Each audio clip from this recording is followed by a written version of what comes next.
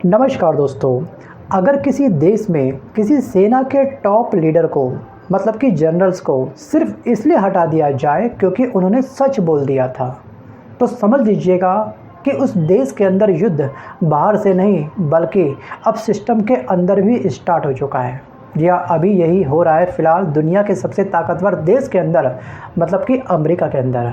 आज हम बात करेंगे उस खतरनाक मोड़ की जहां पर यूएस ईरान वॉर सिर्फ जंग नहीं रही बल्कि पावर, पॉलिटिक्स, ईगो और प्रोपेगेंडा का खेल बन चुकी है। यह प्रोपेगेंडा का एक बहुत बड़ा खेल बन चुकी है।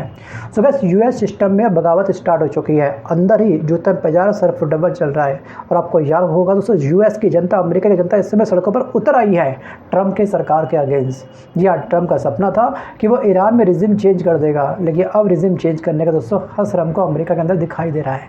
सोचिए, लास्ट एक साल में अमेरिका की जनता के द्वारा 3 बड़े प्रोटेस्ट हो चुके हैं, फिर भी ट्रंप को अक्ल नहीं आती। इसे कहते हैं विनाशकाले विपरीत बुद्धि। अब दोस्तों, इसने क्या करा है, ट्रंप ने अपने दम पर टॉप मिलिट्री कमांडर जिसका काम देश को सुरक्षित रखना होता है, उन्हें एक झटके में इसने रिटायर कर दिया है। जी हाँ, रिटायर कर दिया है। सवाल ये है क्यों? क्योंकि उन्होंने वो कहा जो सुनना जरूरी था यहाँ वर्तमान की सरकार को, लेकिन सच सुनना सत्ता नहीं चाहती थी। सीधे क्या करो, इनको जॉब से निकाल दो, इनको रिटायर कर दो। सो गाइस, वीडियो में आगे बढ़ने से पहले आपको मैं बता दूं दोस्तों कि अमेरिका हर साल अपने देश के अंदर लगभग 850 बिलियन डॉलर, जी हाँ 850 बिलियन डॉलर मतलब कि 70 लाख करोड़ रुपए डिफेंस पे खर्च करता है। फिर भी अंदर से डिसएग्रीमेंट इतना गहरा है कि जनरल्स यहाँ पे लगातार हटाए जा रहे हैं। और जब सलाहकार बदल दिए जाएं, जिस देश के अंदर सलाहकार बदल दिए जाए तो फैसले नहीं बदलते, उनके नतीजे और भी अधिक खतरनाक हो जाते हैं। और यही मंजर अब अमेरिका के साथ बहुत ही जल्द होने वाला है। तो गाइस, अब बात करते हैं हम लोग ज़मीन की। वॉर अब दूसरे फेज़ में एंटर हो चुकी है। ईरान ने अपने अकेले दम पर इस जंग को 30 दिन से अधिक खींच दिया है। और यहाँ पर बीते कल के दिन ध्यान रखिएगा, अमेरिका ने ईरान का एक बहुत बड़ा एक पुल, जो उसकी एक बहुत बड़ी लाइफलाइन था ईरान का, वो धराशायी कर दिया। जैसे इसको ये लगा था कि मैं खमनोई को मार करके ईरान की रिजिम चेंज कर दूंगा, उसके बाद इस जंग ने और भी अधिक उग्र रूप धारण कर लिया। और इस पुल के धराशायी होने के बाद अब ईरान शांत नहीं बैठने वाला है। ध्यान रखिएगा, अमेरिका ने बीते कल के दिन एक अंडर कंस्ट्रक्शन ब्रिज जो 90% पूरा हो चुका था, जो तेहरान को कवर के साथ में जोड़ता था, जो कवरेज एरिया उसके समय क्या करता था, कनेक्ट करता था, उसको उसने क्या करा, धराशायी कर दिया, उसके ऊपर मिसाइल दाग दी। और ट्रंप का ये कहना था कि इसी ब्रिज से ईरान अपने वेपन्स की सप्लाई करता था यहाँ से वहाँ। सोचिए, जो कंस्ट्रक्शन है, अंडर कंस्ट्रक्शन ब्रिज है, वहाँ से सप्लाई कैसे पॉसिबल है। और इस हमले के बाद ध्यान रखिएगा, जो इसने हमला किया अमेरिका ने इस ब्रिज के ऊपर, इस हमले के बाद में 8 से 10 लोगों की मौत हुई है और कई लोग यहाँ पर घायल हैं।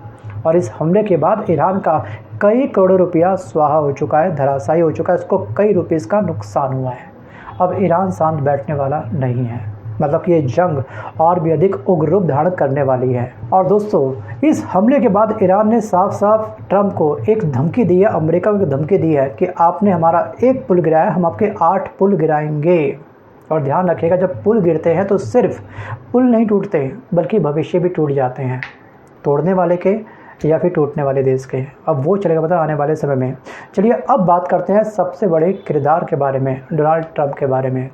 सो गाइस, डोनाल्ड ट्रंप का संदेश बिल्कुल साफ है, डील करो वरना कुछ नहीं बचेगा। और ये सिर्फ धमकी नहीं है, ध्यान रखिएगा, ये एक पावर प्लांट्स है, ब्रिज है, ऑयल फैसिलिटी है, सब टारगेट लिस्ट पर है। इस धमकी के बाद, इस बयान के बाद ये तमाम चीज़ें क्या है, अब डेंजर जोन में आ चुकी है। और ईरान ने भी कहा है कि आपने हमारा एक ब्रिज ब्रेक करा है, हम आपके 8 ब्रिज को ब्रेक करेंगे। सो गाइस, ये युद्ध ज़मीन जीतने का नहीं बल्कि अब दबाव बना करके घुटने टिकवाने का बन चुका है एक दूसरे देशों के लिए। ईरान भी अपनी जिद पर है और ट्रंप भी अपनी जिद पर बैठा हुआ है। सो गाइस, वैसे अमेरिका की जनता ट्रंप से काफ़ी नाराज़ है। लास्ट एक साल में 3 बड़े प्रोटेस्ट हो रहा, कोई आम बात नहीं किसी सरकार के खिलाफ। सही सरकार की आंखें खोलने के लिए इतने सारे काफ़ी होते हैं, 1, 2, 3, और ये चौथा प्रोटेस्ट फिर स्टार्ट हो चुका है बीते कल के दिन। और एक सर्वे में ये भी पाया गया है कि 56% अमेरिका की जनता ने साफ साफ ये बोला है कि इस वॉर की वजह से अमेरिका को एक बहुत बड़ा फाइनेंशियली नुकसान होने वाला है, क्योंकि लगातार इसका कई करोड़ रुपया यहाँ पे क्या हो रहा है, खर्च हो रहा है। और 86% लोगों ने ये कहा है कि ग्राउंड ट्रूप्स भेजना बहुत खतरनाक है, यानी कि जनता अब डर चुकी है। क्योंकि किसी भी जंग में ना मैक्सिमम नुकसान वहाँ की आम जनता का होता है, महंगाई के रूप में या फिर किसी बड़ी कैजुअलिटी के रूप में। सो गाइस, जब तक युद्ध स्क्रीन पर होता है तो वो एंटरटेनमेंट लगता है, लेकिन जैसे ही सैनिक ज़मीन पर उतरते हैं हर घर में डर उतर आता है। सो गाइस, ईरान भी पीछे नहीं हटने वाला, ध्यान रखिएगा। 70 लाख मतलब कि 7 मिलियन लोगों ने हथियार उठाने की पेशकश करी है। यह ईरान के साथ में वहाँ की जनता भी खड़ी है इस समय। और अखबारों में ये लिखा जा रहा है कि वेलकम टू हेल, मतलब कि ईरान ने साफ साफ संदेश दिया कि अगर आपने ईरान के ऊपर हमला किया तो हम आपको वेलकम करेंगे आपका हेल के अंदर, नर्क के अंदर। सगा सीधा मैसेज है कि जो आएगा वो वापस जिंदा नहीं जाएगा। सगा ये सिर्फ मिसाइलों की वॉर नहीं है, ये दिमाग और डर की वॉर बन चुकी है। और दोस्तों ध्यान रखिएगा कि इस जंग में कोई नियम नहीं है, आपको कोई कायदे कानून नहीं है, किसी के अंदर कोई इंसानियत नहीं बची। सोचिए, इस जंग में हॉस्पिटल के ऊपर मिसाइलें गिराई जा रही हैं, स्कूल के ऊपर जहाँ पर छोटे मासूम बच्चे पढ़ रहे थे उनके ऊपर मिसाइलें गिराई जा रही हैं। और इस जंग ने कहीं ना कहीं इंसानियत का गला घोट दिया है। और हम कह सकते हैं कि अमेरिका, इजराइल, ईरान, इन तीनों देशों की आंखों में पट्टी बांध दी है। जी हाँ, क्या सही है क्या गलत है किसी को कुछ दिखाई नहीं दे रहा है। बस अहम और ईगो के चक्कर में ये लोग फंसे हुए हैं। चलिए अब बात जरा हम करते हैं दुनिया की नब्ज के बारे में, स्टेट ऑफ हॉर्मुज़ के बारे में, जहाँ से दुनिया का 20% तेल गुजरता है। और अगर ये रास्ता 100% बंद हो गया तो तेल के दाम आसमान छुएंगे, क्योंकि डिमांड अधिक है, सप्लाई बिल्कुल बंद है। तो क्या होगा, प्राइस बढ़ जाएंगे, ब्लैक मार्केटिंग बढ़ जाएगी और ग्लोबल इकोनॉमी हिल जाएगी। और भारत जैसे देशों पर इसका सीधा सीधा नेगेटिव इम्पैक्ट पड़ेगा। और अगर हॉर्मुज़ बंद हुआ तो ये सिर्फ मिडल ईस्ट की नहीं बल्कि पूरी दुनिया की समस्या बन जाएगी। बट दोस्तों, इस समस्या को सुलझाने को लेकर के, सॉल्यूशन को लेकर के यूनाइटेड नेशन सिक्योरिटी काउंसिल में प्रस्ताव लाया गया है बीते कल के दिन। बट असली खेल यहीं से स्टार्ट होता है। जी हाँ, जो यूएन होता है उसके पास होती है एक वीटो पावर। तो अगर वीटो पावर करवाई गई तो रशिया इसके खिलाफ था, चाइना इसके खिलाफ था, और सबसे बड़ा सवाल इमैनुअल मैक्रोन, वो भी इसके खिलाफ जा चुके हैं।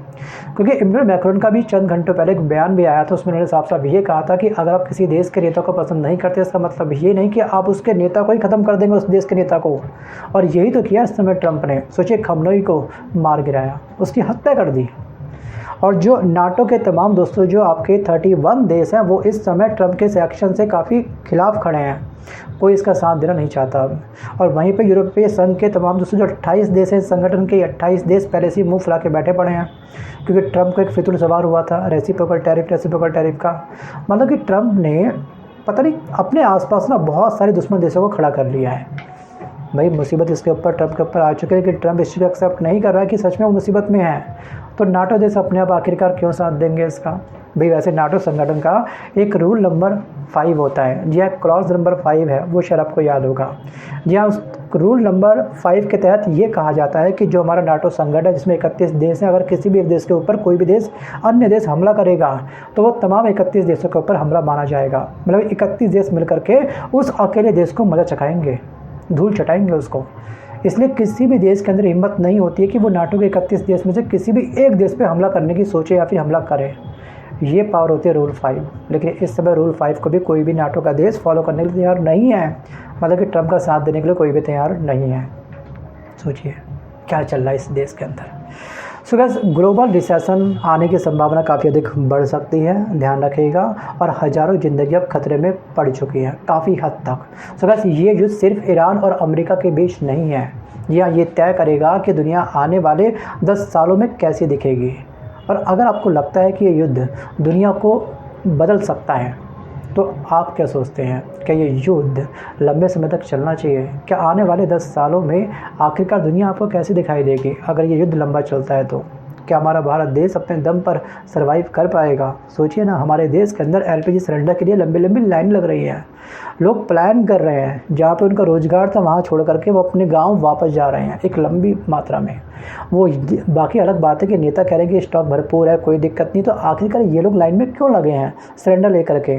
क्या इनको लूडो खेलना है, इनको चिड़िया उड़ी खेलनी है, या फिर ये लोग विटामिन डी का सेवन करने आए हैं? इनके बॉडी में विटामिन डी की कमी हो गई होगी शायद। सोचिए ना एक बार क्या चल रहा है देश के अंदर। तो आपको क्या लगता है, क्या इस संकट से हमारा भारत देश उभर पाएगा? जी हाँ, कोविड के समय हमने देखा कि हम लोग ऑक्सीजन सिलेंडर की लाइन में लगे थे। लोग अपनों का दाह संस्कार करने के लिए लकड़ियाँ ब्लैक में परचेस कर रहे थे, लकड़ियाँ तक नहीं मिल पाई थी। तो उस मंजर ने एक बात तो साफ साफ दिखा दी कि हम लोग विश्व गुरु बने तो हैं, लेकिन केवल आंकड़ों के अंदर, पेपर के अंदर, बट ज़मीनी हकीकत इस समय कुछ और ही बयां कर रही है। बट दोस्तों कमेंट बॉक्स ओपन है, आपके विचार बिल्कुल स्वतंत्र है, जितना नेगेटिव बोलना है आप बोल सकते हैं। अगर आप अपनी राय पॉजिटिव वे में रखना चाहते हैं तो भी अपनी राय मुझे पॉजिटिव वे में रख सकते हैं। अगर आप अमृतकाल को एंजॉय कर रहे हो तो आप किस फील्ड के अंदर अमृतकाल को एंजॉय कर रहे हो? महंगाई के रूप में, बेरोजगारी के रूप में, महिलाओं के अत्याचार के रूप में, किसानों के MSP के रूप में, या फिर किसी अन्य फील्ड के अंदर आप अमृतकाल को एंजॉय कर रहे हो? अपना एक्सपीरियंस आप मुझे कमेंट करके प्लीज़ ज़रूर बताइएगा। सो गाइस आज के इस वीडियो में बस कर इतना ही। मिलता हूं जल्द नए वीडियो के साथ, तब तक के लिए धन्यवाद। और आज जाने से पहले एक सवाल और कि आखिरकार इस जंग में आपको क्या लगता है, जीत अमेरिका की होगी, ईरान की होगी, या फिर इजराइल की होगी, या फिर ये जंग और लंबे समय तक चलने वाली है? क्या सच में ईरान की शर्तों को अमेरिका मान जाएगा? जो 3 शर्तें ईरान ने रखी थी उस पर भी आप एक बार विचार जरूर करिएगा। धन्यवाद।